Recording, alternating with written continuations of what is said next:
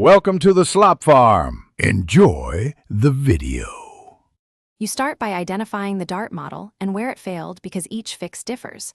Remove any debris and flatten the foam gently. If the tip separated, expose bonding surfaces.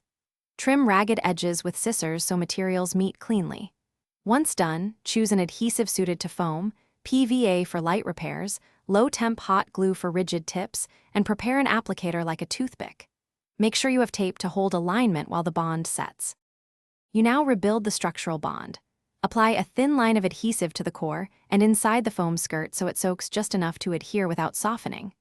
If the inner paper/plastic tube is crushed, roll and reinsert a fresh core strip to restore shape and stiffness. This improves flight. Once aligned, seat the tip fully and rotate slightly to spread glue.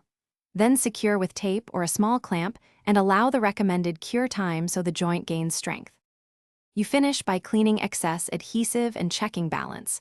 A gentle test fire at short range reveals issues. If the dart wobbles, reposition the core or add a tiny amount of weight inside the tip to stabilize trajectory. If the foam became soggy during repair, let the dart dry 24 hours before testing again to avoid deformed flight. If it still fails, repeat the core reconstruction or retire the dart. One key troubleshooting tip.